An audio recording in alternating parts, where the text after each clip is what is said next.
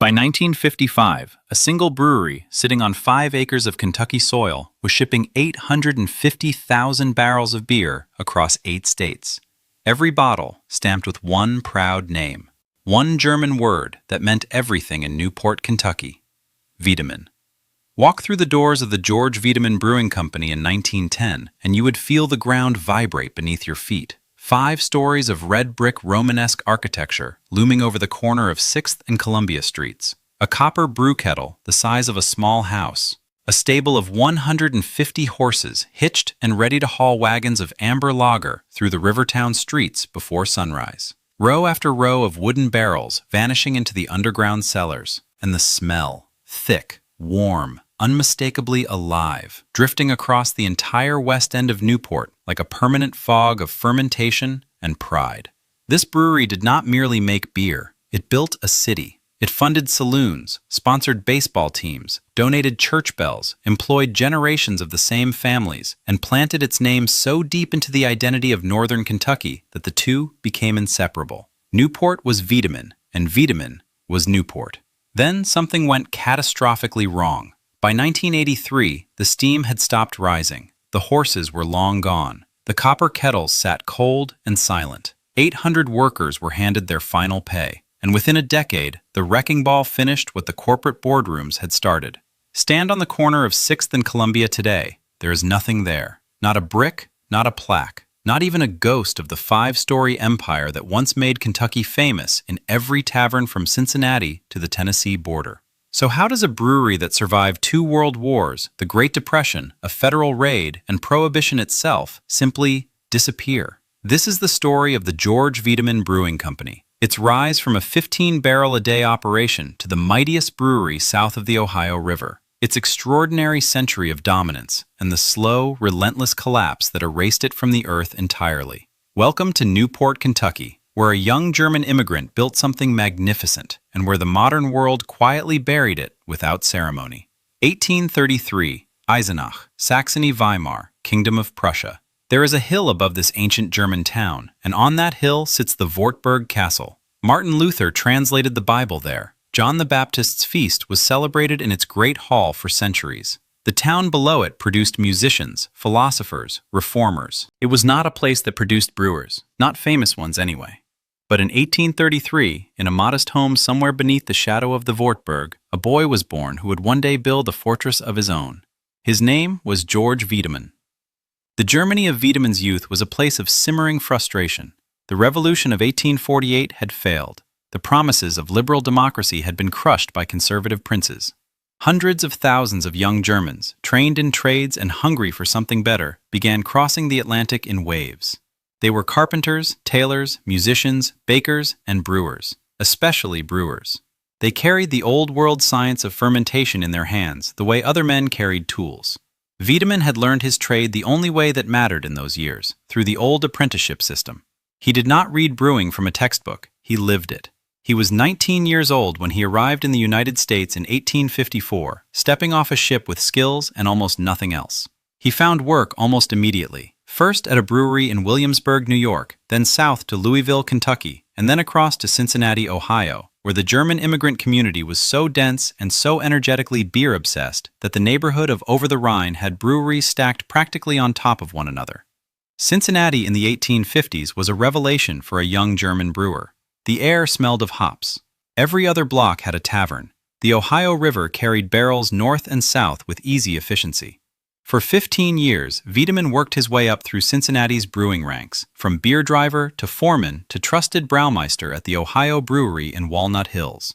He learned every angle of the business, not just the fermentation science, but the economics, the distribution, the relationships with saloon owners, the art of building loyalty in a thirsty city. But Cincinnati was crowded. Opportunity there required fighting through layers of established competition. Wiedemann needed a different shore. Across the Ohio River, in the smaller Kentucky town of Newport, a man named John Butcher was running a modest little brewery on Jefferson Street with almost no ambition to grow it. That modesty was about to meet its match. August 8, 1870, Newport, Kentucky. The Jefferson Street Brewery was not impressive. 17 workers, roughly 3,500 barrels a year. John Butcher had run it that way since 1866 with no apparent desire to change. He was a dry goods man at heart who had stumbled into beer. The brewery existed. It functioned. And for Butcher, that was enough. Then George Wiedemann walked through the door. The partnership they formed on that August day in 1870 was, on paper, simple. Wiedemann brought his expertise and his savings. Butcher provided the existing operation, and together they became Butcher and Wiedemann. In practice, what happened was less a partnership and more a quiet, relentless takeover by ambition. The brewery had been producing 15 barrels a day when Wiedemann arrived. Within a handful of years, that number had multiplied so dramatically that the original Jefferson Street premises could no longer contain the operation. Wiedemann's genius was not merely technical, though the technical side was formidable. He understood something that most regional brewers of his era did not, that beer was not just a beverage, it was a relationship. You did not simply brew it and sell it. You embedded it into the social fabric of a community. You built the taverns that served your beer, the so-called tied houses, and you funded the saloon operators who would move exclusively your product. You became not a supplier, but a foundation. By 1878, Butcher was ready to retire. Wiedemann purchased his partner's entire interest for $28,000 on September 24th of that year, becoming sole proprietor of what had transformed into Northern Kentucky's most promising brewery. He did not pause. In 1879, he acquired an additional property, the old Constance Brewery on Monmouth Street, folding its capacity into his growing operation and adding a new malt house at Monmouth and Liberty Streets. The brewery was becoming something larger than one building could hold. Wiedemann began drawing plans for a true industrial facility, a castle of fermentation, something built to last. Meanwhile, his two eldest sons, Charles and George Jr., were already being folded into the business. Charles traveled to Munich to study brewing at the Royal College of Bavaria. George Jr. followed the same path. The family was not simply building a company, it was building a dynasty, passing the craft from generation to generation like a sacred inheritance. The empire had not yet been announced, but its foundations were being poured in the Kentucky clay, barrel by barrel, bond by bond. 1888, Newport, Kentucky. What George Wiedemann built at the corner of 6th and Columbia Streets between 1888 and 1889 was not simply a brewery. It was a statement, a declaration carved in red brick and Romanesque archways that a German immigrant from Eisenach had arrived, permanently, powerfully, and without any intention of being modest about it. The architect was Charles Vogel, and the style he employed was German Romanesque revival, the same grand, weighty, heavily ornamented tradition used for civic buildings, train stations, and cathedrals across the German states. There was a message in that choice. Wiedemann was not building a factory, he was building an institution. The brew house rose 5 stories. Inside, 2 complete brewing systems fed off a 300-barrel copper brew kettle, enormous even by the standards of large industrial breweries of the era. The tanks and pipes throughout the complex were steel and copper, not the cheaper materials that cut-rate operations used. Towering over the boiler house stood a 130-foot chimney, visible from the Kentucky hillsides and from across the Ohio River in Cincinnati. A 50-ton refrigerating machine kept the above-ground ice cellar cold enough to chill 20,000 barrels at a time. The bottling room alone was capable of processing 325,000 units per day. In 1893, Wiedemann hired the celebrated Cincinnati firm of Samuel Hannaford & Sons, the same architects responsible for Cincinnati's Music Hall, City Hall, and Findlay Market, to design a new bottling facility that completed the complex. The brewery featured a Bavarian-style gasthaus with a Bierstube for visitors. The reception area was adorned with painted murals on the ceiling. The office was equipped with telephones and typewriters. A separate building housed the stable of 150 horses that pulled the delivery wagons through Newport streets before dawn every morning. The 5-acre complex also included a hop storage building, cold storage vaults, a malt house, engine rooms, boiler rooms, and milling rooms. It was, by every measure, one of the most complete and sophisticated brewing operations in the American South. By 1890, on the eve of George Wiedemann's death, the brewery had the capacity to produce more than 100,000 barrels per year. The standard lager, the extra pale lager, and the Münchener export were being sold across Kentucky, Ohio, and Tennessee. Then George Wiedemann, age 57, at the peak of everything he had built, became ill on May 25, 1890, and died at his home on East 3rd Street. He never saw the empire reach its full height, but his sons were ready. May 26, 1890, Newport, Kentucky. George Wiedemann was gone. He had died as suddenly as a man at the height of his powers tends to die, without warning, without adequate farewell, without enough time to say everything that still needed saying. He was buried in the family plot at Evergreen Cemetery in Newport, beneath a monument that still stands today. He left behind a wife named Agnes Roman Wiedemann, 6 children, a castle-like brewery complex, and a business that employed hundreds of people in a mid-sized Kentucky river town. The question was immediate and urgent. Could the brewery survive without its founder? The answer arrived within hours. Charles Wiedemann, 32 years old, became president. George Jr., just 24, became vice president. Both men had been trained for exactly this moment. Educated in Munich at the Royal College of Bavaria, brought home to learn the operational reality of a working industrial brewery. The transition, by every account, was seamless. The elder Wiedemann had built not only a business, but a succession plan. Charles proved to be more than a capable steward. He was a genuine operator. He expanded the brewery's network of tied houses throughout the greater Cincinnati area, creating an interlocking system of exclusive saloon contracts that guaranteed Wiedemann beer a locked-in market in dozens of taverns. He grew the brand into Cuba and the Philippines, remarkable reach for a Kentucky regional brewery. He added the Royal Amber to the Wiedemann lineup, a beer that would eventually be named the best beer in America in multiple blind tastings. George Jr. contributed something different but equally lasting. He designed the iconic W and Eagle logo that would become the brewery's most recognized symbol for generations. A mark of identity so strong that even after the buildings were torn down, people would reach for old bottles and tin signs bearing that emblem, as if it were a piece of the town itself. In 1902, Charles made a decision that shows just how deep the Wiedemann philosophy of community integration ran. When a saloon operator approached the family for financing to open a new location 5 blocks from the brewery, Charles agreed. The George Wiedemann Brewing Company loaned $6,000 and co-signed the lease. That saloon is still operating today. It is called Pompilio's Restaurant, and the hand-carved cherry bar that Charles Wiedemann personally installed in 1902 remains in use to this day. But here's the thing. The world was about to become very inhospitable to men who built their lives around beer. The temperance movement was gathering force, and Washington was listening. If you're finding this story fascinating, please hit that like button and subscribe to the channel. It really helps us continue bringing you these deep dives into history. We're just getting started, and the story is about to take a very dark turn. January 17, 1920, the United States of America. The Volstead Act was not a surprise. It had been building for decades. Temperance societies had been marching, lobbying, and petitioning since before the Civil War. When the 18th Amendment finally became law, it landed on every brewery in America like a hammer. Hundreds of operations simply closed. Some tried to pivot to near beer, the low-alcohol imitation that tasted nothing like the real product and fooled nobody. The Wiedemann family did not close, and they did not pivot quietly to near beer alone. In the early years of Prohibition, the brewery managed its survival through a mix of legal workarounds, producing a non-alcoholic beverage they called Quiz, and reportedly securing permits for industrial and medical alcohol production.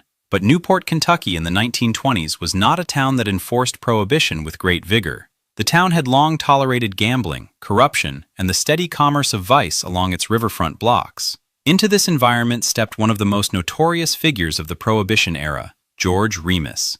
Remus, a Cincinnati-based attorney turned bootlegger, had constructed one of the largest illegal liquor distribution networks in American history. He was known as the King of the Bootleggers, and his connections extended into law enforcement, federal agencies, and the highest levels of political life.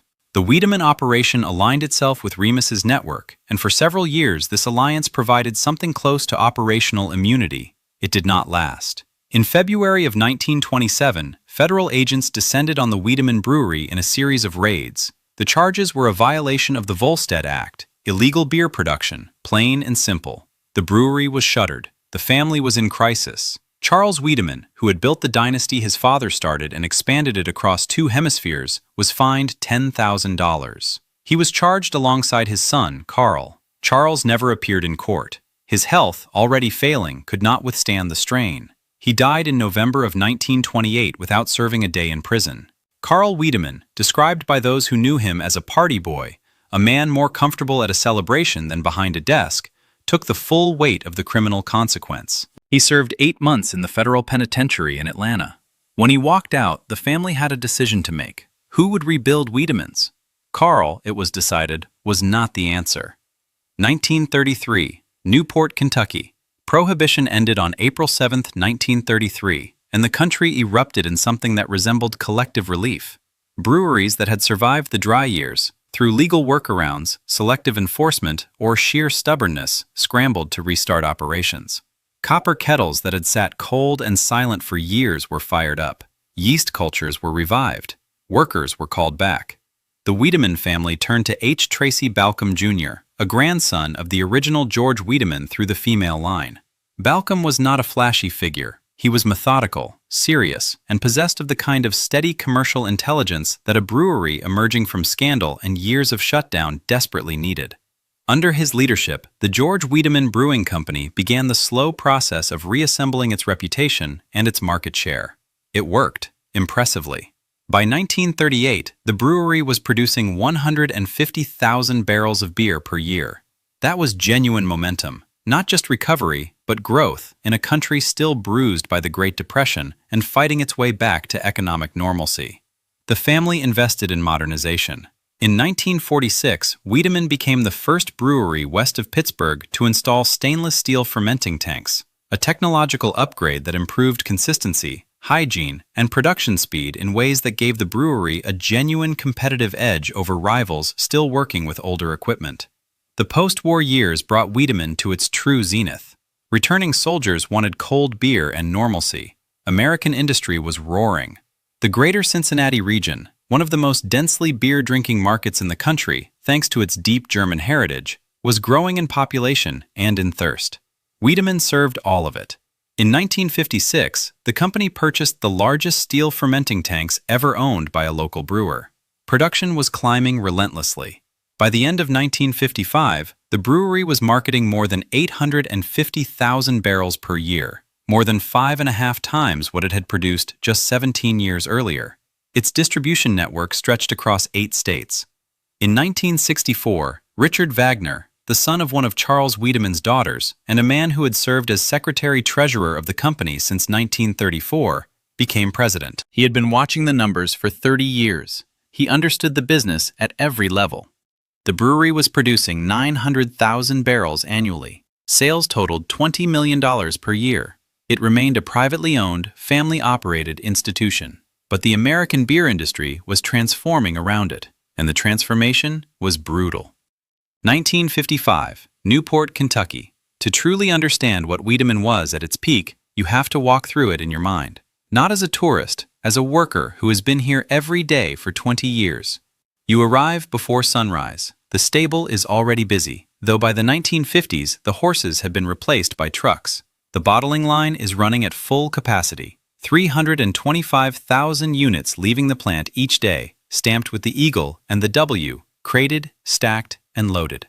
The brew house never fully sleeps. Somewhere in the complex, fermentation is always happening, always advancing through its biological stages in the stainless steel tanks that gleam under the work lights. The brewery employed 800 workers at its operational peak. 800 families in Newport, Kentucky, with their rent paid and their tables filled because of what happened inside this 5-acre compound every single day. The city's tax base, its economy, its identity, all of it threaded through the Wiedemann payroll. The brewery had its own baseball team, the Brewers, playing at Wiedemann Park on Andrews Field since 1908. In 1912, when St. Francis de Sales Roman Catholic Church in the Côte Brillante neighborhood needed a bell for its belfry, it was the Wiedemann Brewery that donated it, cast by the Verdun Bell Company. When families needed a saloon to drink in, chances were the Wiedemann family had financed the building they were sitting in. The Royal Amber, Wiedemann's flagship premium brand, had earned recognition as the best beer in America in several independent blind tastings. The Bohemian Special Brew traced its recipe all the way to the old-world craft George Sr. had carried in his hands from Eisenach. These were not just products, they were reputations built over 80 years. But outside the brewery walls, something was shifting that no amount of copper kettles or stainless steel tanks could address. The American beer market was consolidating with frightening speed. The national brands, Anheuser-Busch, Pabst, Schlitz, Miller were pouring money into television advertising at a scale that regional breweries simply could not match. A 30-second commercial during a nationally broadcast baseball game reached more potential customers than Wiedemann could touch in an entire year of local marketing.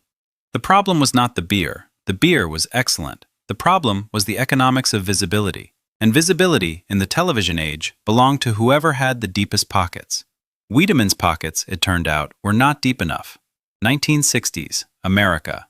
The numbers did not lie, even when the people reading them wanted them to. Across the United States, the count of operating breweries was collapsing with stunning regularity. In the early 1950s, there had been several hundred independent brewing operations spread across the country. By 1978, that number would fall to just 89. The industry was not dying. Beer consumption in America was actually growing. The industry was consolidating, and consolidation at that speed looked, from the inside of a regional brewery, exactly like dying. The forces driving it were identical everywhere. National brands had the economies of scale to price their products more competitively.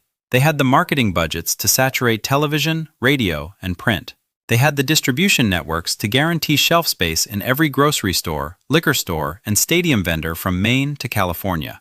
A regional brewer could make a superior product and still lose market share, simply because the superior product was invisible to the mass market consumer who never saw an advertisement for it. Richard Wagner understood this reality clearly. The family brewery he had served since 1934 was, by the mid-1960s, producing 900,000 barrels annually and generating $20 million in yearly sales.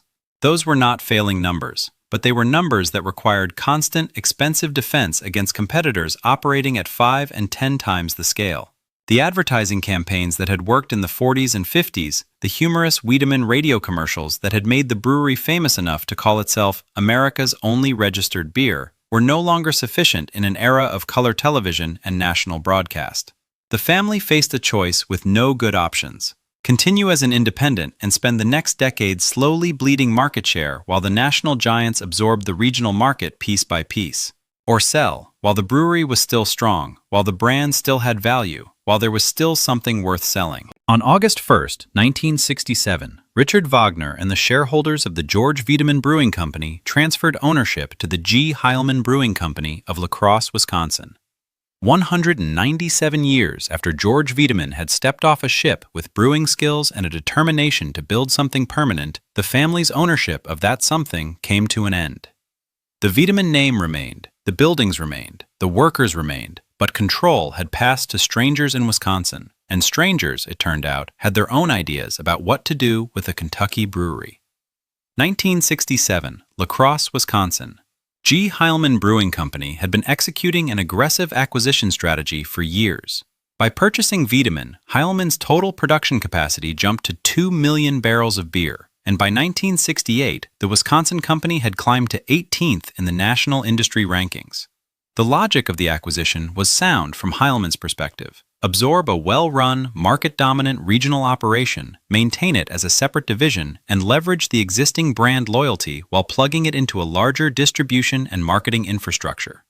The Wiedemann division, G. Heilman Brewing Company, Inc., continued producing beer at the Newport facility. The primary brands remained Wiedemann Fine Beer, Royal Amber Beer, and the Bohemian Special Brew that had been the brewery's soul for nearly a century.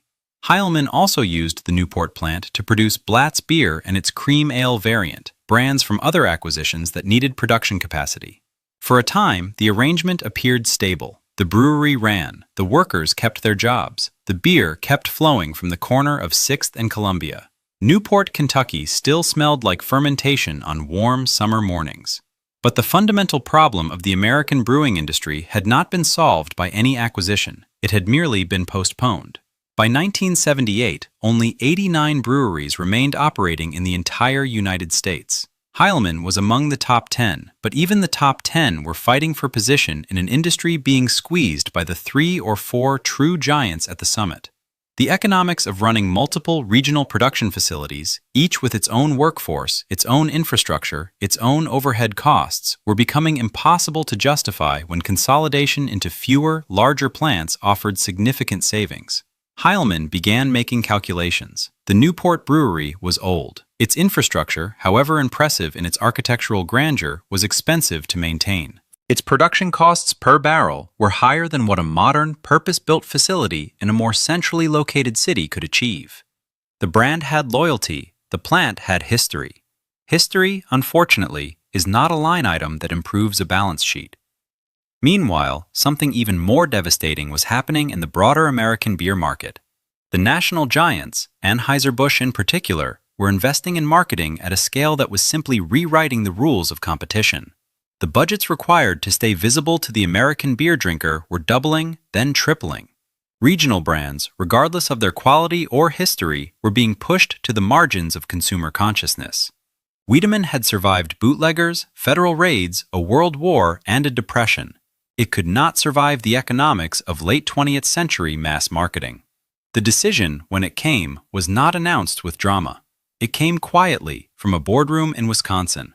We're halfway through this incredible story. If you're enjoying it, don't forget to like and subscribe. Your support means everything. The final chapters of Wiedemann's journey are the most heartbreaking of all, and we're going there now. 1983, Newport, Kentucky. The announcement came in 1983. G. Wiedemann Brewing Company had made its decision. The Newport facility would close. Production of Wiedemann brands would be transferred to Wiedemann's plant in Evansville, Indiana, a more modern operation with lower per-barrel costs and better geographic positioning for distribution into the markets Wiedemann still served. The end of the brewing industry in northern Kentucky. That is how one contemporary account described it, plainly and without embellishment, because that is precisely what it was. The brewery that George Wiedemann had built from 15 barrels a day into the largest operation south of the Ohio River and east of the Mississippi. The complex that had employed 800 workers at its peak and funded churches, parks, saloons, and baseball teams across the west end of Newport was to be shuttered.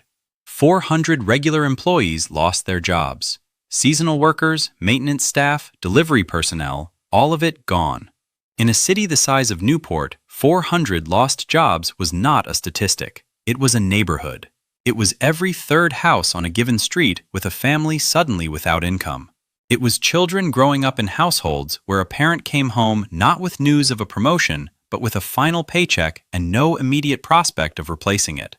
Consider what that meant for one worker. Gene Turner, who had worked at the brewery for decades, sat for a photograph near the end. 51 years old. Skills acquired over a lifetime of working in a specific industrial environment that was disappearing.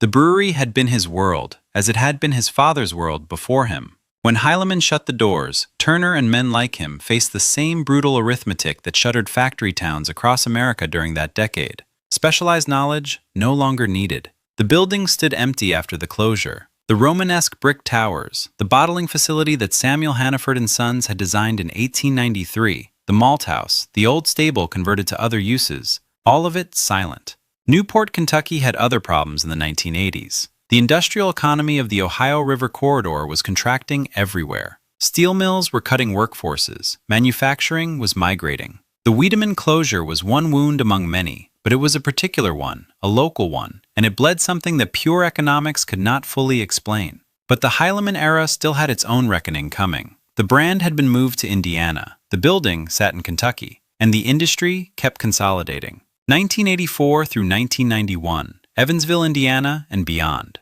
There is a particular kind of corporate tragedy that unfolds when a brand is separated from the place that gave it meaning. Wiedemann Fine Beer continued to exist after the Newport closure, bottles still bearing the eagle and the W, still being poured into glasses in bars across the 8-state distribution region. But the beer was no longer being brewed at 6th and Columbia. It was coming out of Evansville, Indiana, a city with no relationship to the Wiedemann story whatsoever. Consumers who had grown up with Wiedemann as the local beer, the Newport beer, the beer that smelled like the town itself, gradually began to notice that something had changed. Not necessarily in the taste, but in the feeling. The beer no longer carried the weight of a community behind it. It was a regional brand being produced by a Wisconsin conglomerate in an Indiana factory. The soul had been administratively transferred away. Meanwhile, Wiedemann itself was struggling. The aggressive acquisition strategy that had made the company a major force in the American brewing industry had also saddled it with enormous complexity. Managing dozens of regional brands across multiple production facilities, while competing against the vast marketing budgets of Anheuser-Busch, Miller, and Coors, required resources that Heilemann's financial structure could not indefinitely sustain.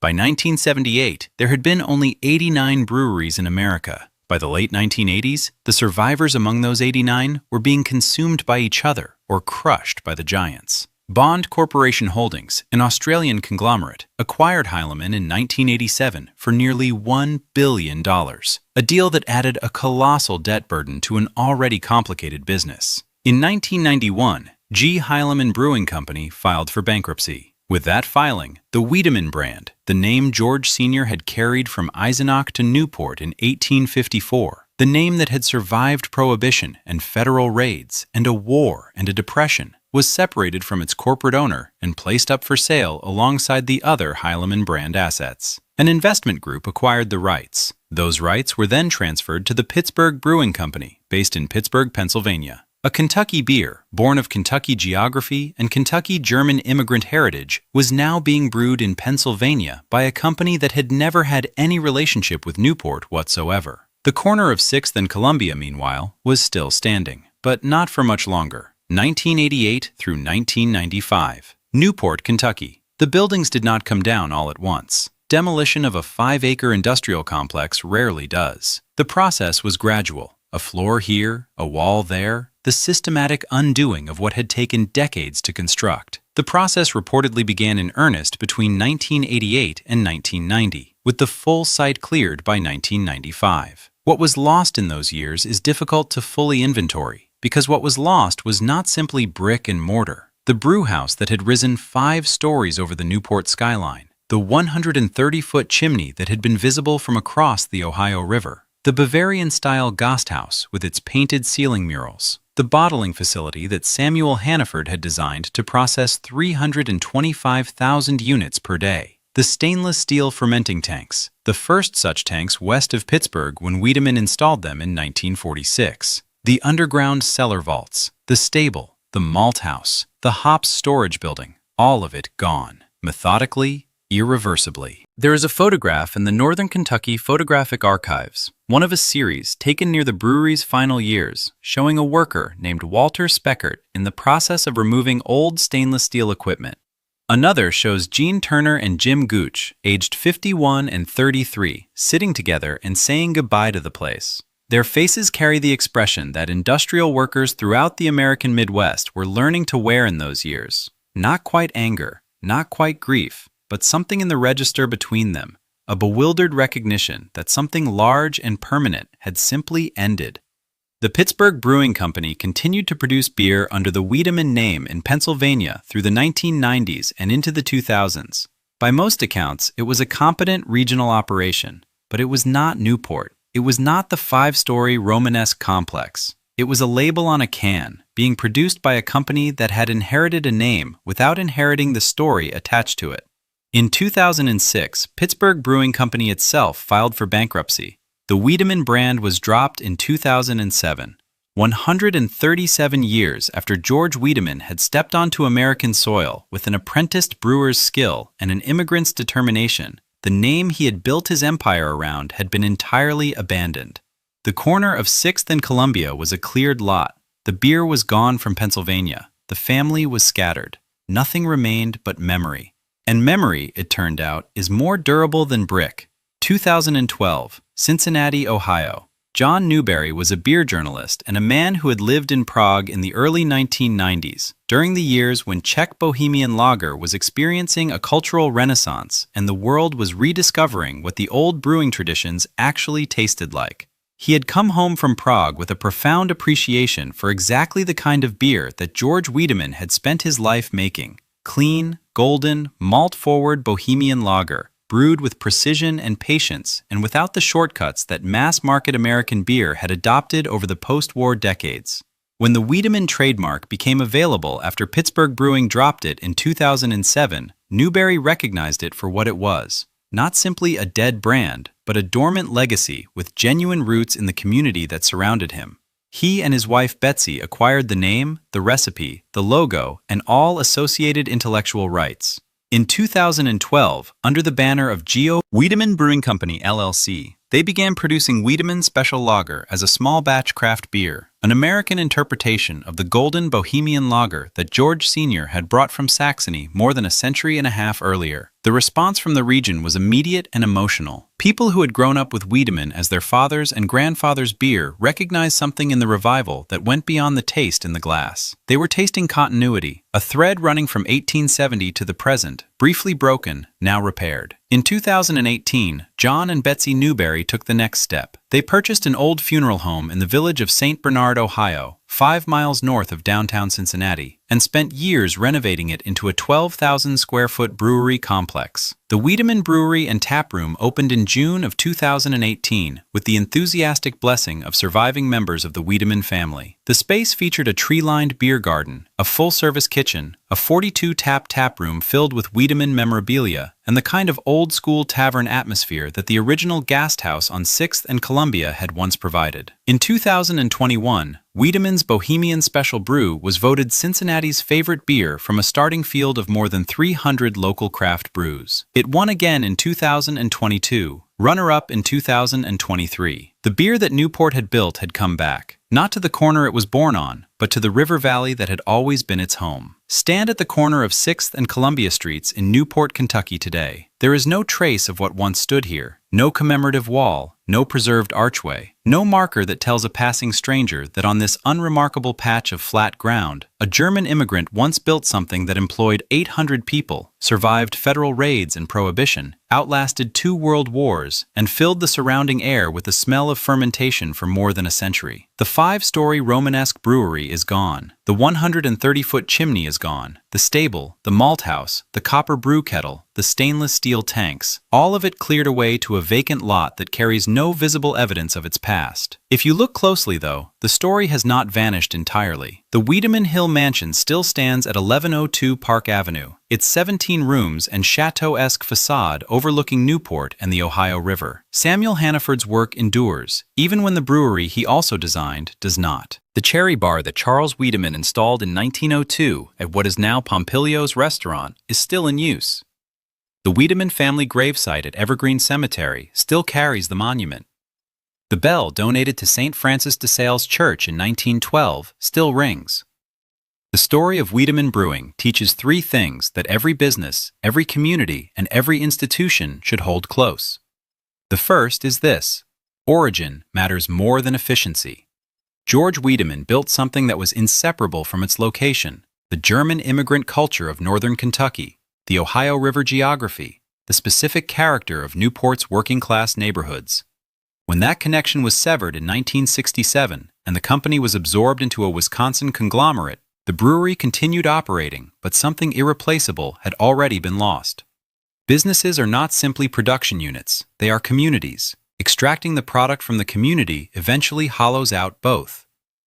The second, consolidation always has a human cost that the spreadsheet does not capture. When Heilemann closed the Newport plant in 1983, the calculation was about cost per barrel and geographic positioning. The calculation was financially rational, but 400 families lived inside that calculation. The brewery had been Newport's largest employer, its anchor institution. The economic damage of its closure echoed through that river town for a generation. The third, nothing is truly gone while memory insists on preserving it. John and Betsy Newberry's revival of the Wiedemann brand in 2012 was not nostalgia for its own sake.